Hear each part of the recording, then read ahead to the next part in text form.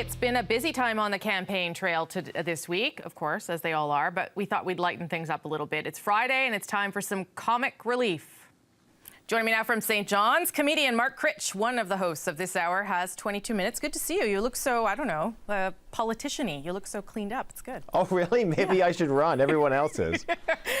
Okay, so it's been a pretty busy week this week, but we also on this show heard from a new voice on the political scene, Mrs. Universe. Let me remind people part of what she told me on Wednesday.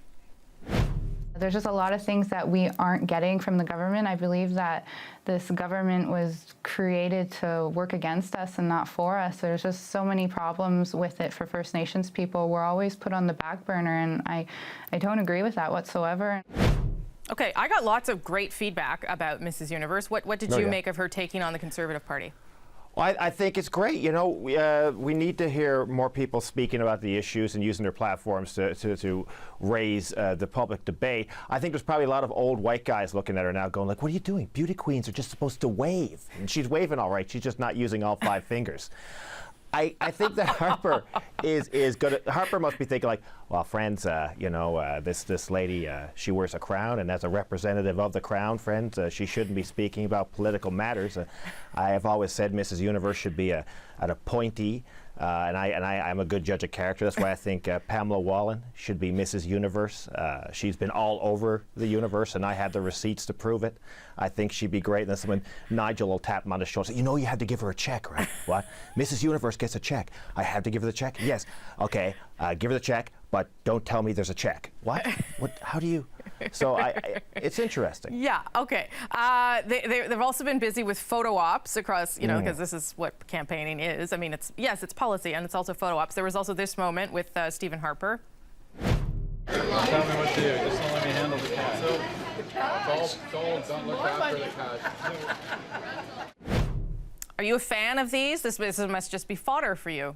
Well, don't handle the cash, which is, I think, what he told Nigel. It's fascinating when you see these things because they try and make these politicians look normal, you know, so they put them in with regular people, and that's the worst thing they could possibly do. You know, Stephen can be a little awkward at the best of times, let alone when he's, you know, doing a real job. So he's standing there behind the counter, and then people are coming up kind of like, you know, excuse me, can I get a double-double? I'm sorry, I'm not answering any questions at this time. I just want to know, can I get a coffee?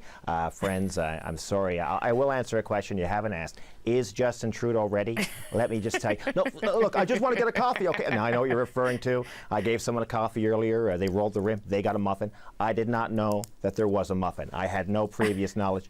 And I think the one guy in the photo op is there's a gentleman an older gentleman in a Canadian Army shirt, you know, with a Conservative tag, and it's kind of like even when they go out amongst the real people, they're only meeting the people that they brought into the room, and outside, like, everybody out of Tim Hortons. The Prime Minister has to meet with some ordinary people. Get the other people in here. Or he just has a huge fan club. Okay, speaking of Justin Trudeau, as you did there, the Liberals released this new ad to talk about Trudeau's economic plan for people that may have missed that. Here it is.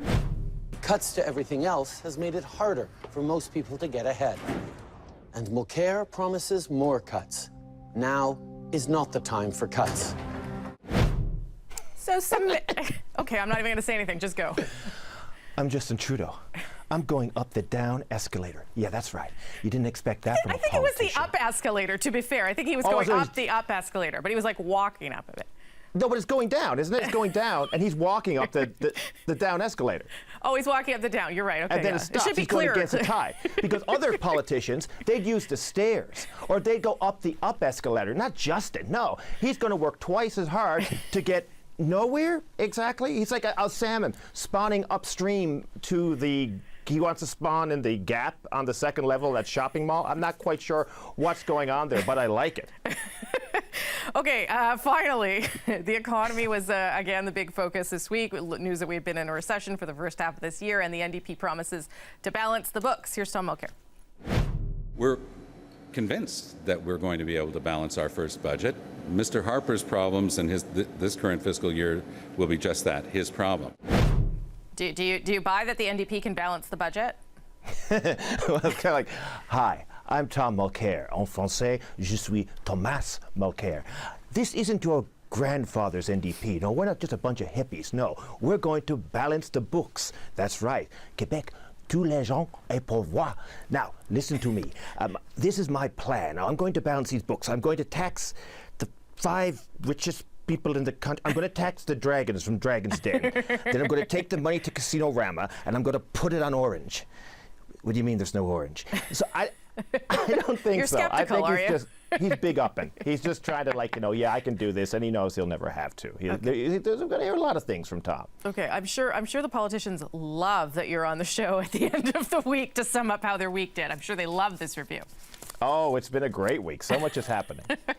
Mark Critch, thank you, sir. Thank you, Rosie.